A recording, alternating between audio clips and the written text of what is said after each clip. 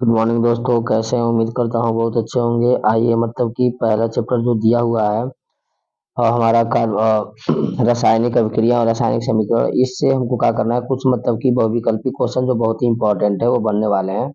तो उन बहुविकल्पी क्वेश्चनों को क्या कर लेते हैं, हम लोग देख लेते हैं कि कैसे क्या कर पाएंगे, ऐसे मतलब कि बहुविकल्पियों को कैसे हम सॉल्व कर पाएंगे और सॉल्व करने के तरीके क्या क्या होंगे, किन किन तरीकों से हम क्या कर पाएंगे, मतलब किन के बहुविकल्पी क्वेश्चनों का आंसर दे पाएंगे। तो पहले चैप्टर के लिए हमारा ये क्या रहेगा, ये होने वाला है कि पहला चैप्टर क्या कर पाएंगे हम लोग, किस तरह से इसको कर पाते हैं।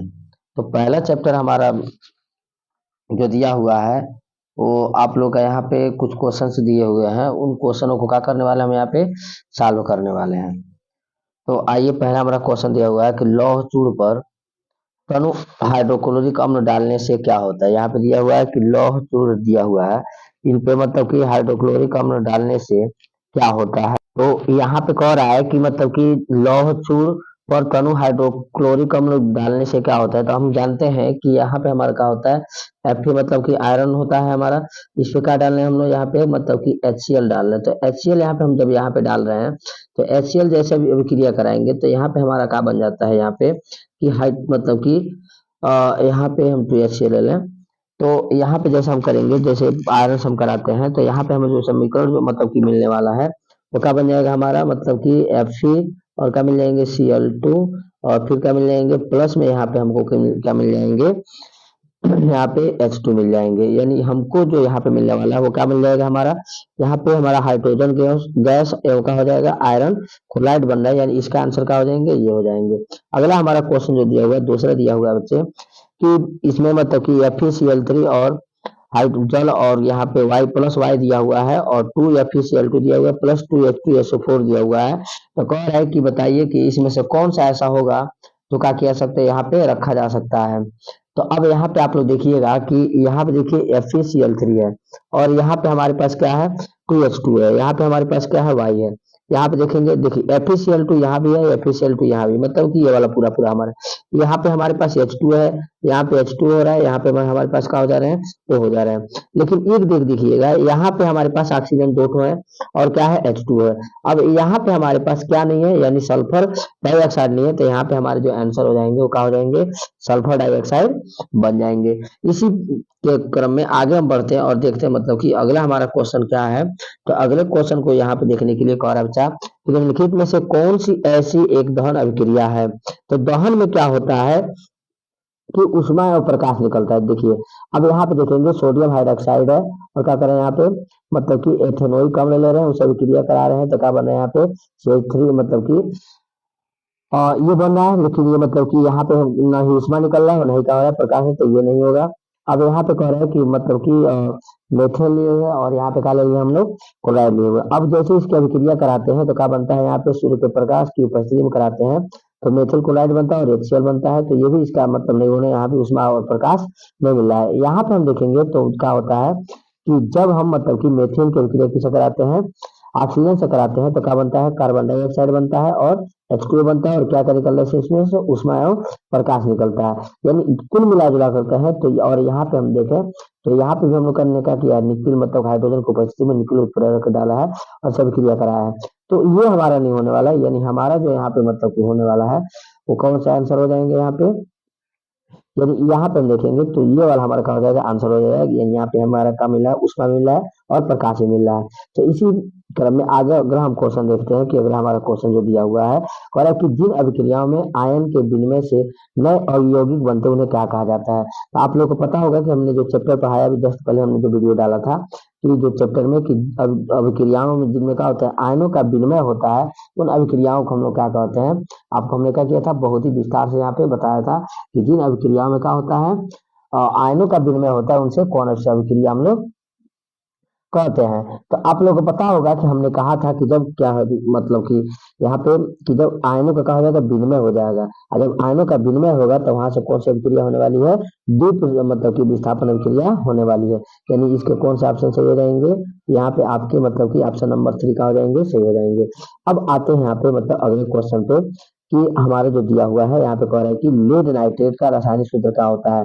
तो अब यहाँ पे लेड नाइट्रेट को देखें हम लोग तो क्या होता है, देखिए अब यहाँ पे पीबीएनओ, तो कई लोग ये सोचेंगे कि पीबीएनओ 3 होगा, नहीं पीबीएनओ 3 नहीं होता है, पीबीएनओ 3 का होता है ट्वाइस, क्योंकि यहाँ पे क्या कह रहा है बच्चा कि लेड नाइट्रेट का रासायनिक सूत्र बताना, यानी पीबी मतलब कि पीबीएनओ 3 का क्या हो जाएंगे, यानी आपके जो सही आंसर होंगे वो क्या हो जाएंगे, आपके यही होने वाले हैं। तो अब यहाँ पे आप लोगों को क्लियर हो गया होगा। अब अगर हमारा मतलब इंपॉर्टेंट क्वेश्चन हो क्या हो जाएगा हमारा यहाँ पे, अगर हमारा जो क्वेश्चन आता है अरे कि कार्बन को वायु में जलाने पर कार्बन डाइऑक्साइड गैस का बनना कौन सा उदाहरण है। यानी जब हम क्या करते हैं कार्बन डाइऑक्साइड को वायु में क्या करते हैं जलाने पर जो कार्बन डाइऑक्साइड का गैस का जो बनना है, यानी उनका लिया कार्बन लिया और कार्बन को क्या किया हमने, मतलब कि ऑक्सीजन की उपस्थिति में हमने क्या कर दिया यहाँ पे जला दिया। यानी जब इसको हम क्या करते हैं जलाते हैं तो क्या बनता है हमारे पास CO2 बनता है। तो बताइए यहाँ पे कौन सा विक्रिया हो रहा है। देखिए हमने कहा कि एक क्या हमारे पास यहाँ पे कार्बन है और एक क्या है हमारे पास मतलब कि 2 ऑक्सीजन है। अब दो अलग अलग मतलब क्या हो रहा है, मतलब कि तत्व है। अब दो अलग अलग तत्व मिलकर जब एक तत्व बनाते हैं, तो आप लोग हम बताए थे कि जब दो अलग अलग तत्व मिलकर के एक नया मतलब यौगिक बनाते हैं, तो इस कंडीशन में हम क्या करते हैं, जो भी हमको मिलता है वो हमारा क्या होता है, संयोजन अभिक्रिया होता है। हमने बताया था कि विस्थापन अभिक्रिया क्या होता है, यानी जब किसी भी, जैसे मान लीजिए हमने कहा था कि जब मतलब कि कोई अभिक्रिया का करे, कोई मतलब कि यौगिक अभिक्रिया करे और किसी को हटा करके वो अपना स्थान ग्रहण कर ले, तो उसे हम क्या कर लेंगे, विस्थापन अभिक्रिया करेंगे। तो ये हमारा नहीं हो जाएगा। द्विविस्थापन विस्थापन में क्या होता है, जब आयनों का भी मतलब कि आयनों का क्या होता है, आदान मतलब कि विनिमय होता है, तो इसे हम क्या कर लेते हैं द्विविस्थापन। अभी अगले पिछले क्वेश्चन में आप लोगों को बताए थे। वियोजन में क्या होता है कि अभिक्रिया टूट मतलब कि कोई भी रासायनिक अभिक्रिया टूटता है, यानी जो भी यौगिक होते हैं वो टूट करके मतलब कि अलग अलग क्या करते हैं पार्ट बनाते हैं।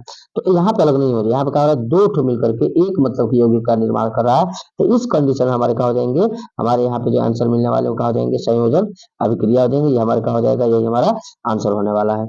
आप लोग को समझ में आ रहा होगा। अब यहाँ पे जो मतलब सातवां हमारा क्वेश्चन है, यहाँ पे हमारे पास 3 क्वेश्चन आ जाते हैं। अब यहाँ पे 3 क्वेश्चन कौन कौन से हम ध्यान से देखेंगे और परीक्षा की दृष्टि से क्या होता है, बहुत ही इंपॉर्टेंट क्वेश्चन बन जाया करता है। तो यहाँ पे दिया हुआ बच्चे कि जब हम क्या करते हैं एक प्रणाली में लेड मतलब कि नाइट्रेट के विलयन में पोटेशियम आयोडाइड का विलयन को मिलाया जाता है, तो कौन सी क्रिया होता है। देखिए अब यहाँ पे हमने कहा कि एक प्रणाली में कहते हैं हमने लेड नाइट्रेट के विलयन को लिया और लेड नाइट्रेट के विलयन को हम क्या करते हैं जब इसमें डालते हैं, तो यहाँ पे कौन सी क्रिया हो जाएगा, पोटेशियम आयोडाइड के विलयन में मिलाया जाता है, तो एक अवक्षेप बनता है। तो जो अवक्षेप बनेगा उसे हम क्या कौन सी विक्रिया संयोजन होगा कि वियोजन होगा कि विस्थापन होगा कि द्विविस्थापन होगा। तो इसमें क्या होता है हमारा कि इस अभिक्रिया में हमारा जो अभिक्रिया होता है वो कौन सी होता है, विस्थापन अभिक्रिया होता है। यानी विस्थापन अभिक्रिया इसलिए होता है क्योंकि क्या करता है नाइट मतलब कि उसके स्थान को हटा करके ग्रहण कर लेता है।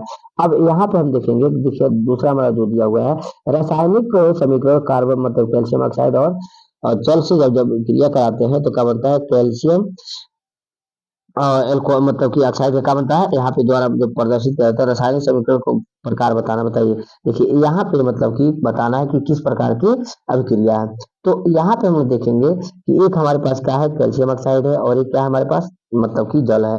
अब इन दोनों को मिला करके यहाँ पे क्या बना है हमारा एक मतलब बन रहा है। जब दो मतलब की यौगिक मिलकर एक नए पदार्थ बनाने का कार्य करते हैं, तो ऐसी जो अभिक्रिया होती है उस अभिक्रिया को हम लोग क्या कहते हैं यहाँ पे रसायन मतलब की संयोजन अभिक्रिया कहने वाले हैं। यानी आपका विस्थापन नहीं होगा, वियोजन नहीं होगा, द्विविस्थापन नहीं होगा, क्या हो जाएगा आपका संयोजन अभिक्रिया होने वाला है। तो अब अगला पार्ट में आते हैं, कह रहा है कि उत्पादकों और को रासायनिक समीकरण के किस ओर लिखा जाता है। आप लोगों ने बताया था कि जैसे मान लीजिए यहाँ पे ए हो गया, यहाँ पे हमने क्या लिखा बी लिखा और यहाँ पे गिब्स दान का बनाते हैं हम लोग सी बनाते हैं। यानी हमने कहा था कि देखिए ये जो हमारे यहाँ का अभिकारक होंगे, बी विकारक अभिकारक होगा। अब यहाँ पे जो सी बना कह रहा है उत्पाद हो रहा है। तो अब बताइए जो मतलब कि उत्पाद हो रहा है वो तीर के किस तरफ हो रहा है, तो तीर के किस तरफ हो रहा है हमारा दाई ओर हो रहा है ना। तो ये हमारा इसमें कौन सा हो जाएगा, दाई ओर। यानी हमारा आंसर क्या हो जाएगा यहाँ पे दाई ओर हो जाएगा। यहाँ पे इसका आंसर हो जाएंगे। अब अगला क्वेश्चन हमारा दिया हुआ है कि निम्नलिखित अभिक्रियाओं में से एक रासायनिक अभिक्रिया अब होता है, कह कि निम्नलिखित अभिक्रिया में से अब जो भी अभिक्रिया दी उनमें से एक रासायनिक अभिक्रिया बताइए। बर्फ का पिघलना रासायनिक अभिक्रिया है, हाइड्रोजन का बनना मतलब कि रासायनिक अभिक्रिया है, बादल का बनना रासायनिक अभिक्रिया है कि विद्युत बल्ब का जलना रासायनिक अभिक्रिया। अब आप लोग सोच सकते हैं इसमें कि कौन सा है जो रासायनिक अभिक्रिया होता है। तो छठवा का फटाक से आप लोग आंसर बताइए, छठवा का आंसर क्या होने वाला है। तो छठवा का आंसर का देखिए, बर्फ का पिघलना, बर्फ पिघल रहा है, वो क्या है, रासायनिक अभिक्रिया नहीं होगा, ये रासायनिक अभिक्रिया नहीं हो जाएगा। और कह रहा है बादल का बनना, बादल का बनना भी क्या है, रासायनिक अभिक्रिया नहीं है। यहाँ पे विद्युत वाला को जलना, ये भी नहीं है। यानी आपके जो आंसर होने वाले हैं वो क्या हो जाएगा, हाइड्रोजन का बनना क्या हो जाएगा, एक रासायनिक अभिक्रिया है। अब यहाँ पे अगला क्वेश्चन हमारा जो 7 नंबर का क्वेश्चन है, सॉरी, तो यहाँ पे कह रहा है कि तप्त निकिल मतलब की उपस्थिति में, तप्त निकिल की उपस्थिति में कह रहा है कि चूर्ण की, तप्त निकिल चूर्ण की उपस्थिति में एसिटिलीन तथा हाइड्रोजन की अभिक्रिया कहलाती है। देखिए हमने कहा कि तप्त निकिल यानी निकिल की उपस्थिति में क्या करें, यहाँ पे एसिटिलीन तथा हाइड्रोजन की अभिक्रिया करें। अभी हमने आप लोग को अब ऊपर अभिक्रिया दिखाया है, तो किस प्रकार की अभिक्रिया हो रहा था वहां पे, किस प्रकार की अभिक्रिया हो रही थी। तो वहां पे जब देखे कि मतलब कि जो अलग अलग मतलब कि अभी यहाँ पे आप लोग हम दिखाएं, यहाँ पे ये वाले मतलब कि जो हमारे रिएक्शन थे, करे कि मतलब एसिटिलीन, तो इस प्रकार के निकिल देखिए, यहाँ भी निकिल को प्रेरक की उपस्थिति में क्या किया था हमने, दो को मिला करके अलग अलग मतलब कि एक मतलब हमने बनाया था।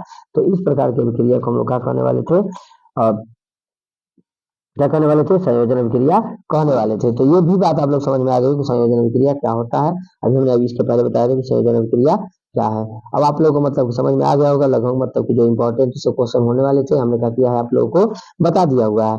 अब आप लोग मतलब कि इसके अगला पार्ट हम क्या करने वाले हैं, कल शुरू करेंगे। जो हमारा नेक्स्ट पार्ट होगा हमारा अम्ल, क्षार एवं लवण, और उसके बारे में आपको विस्तार से जानना है।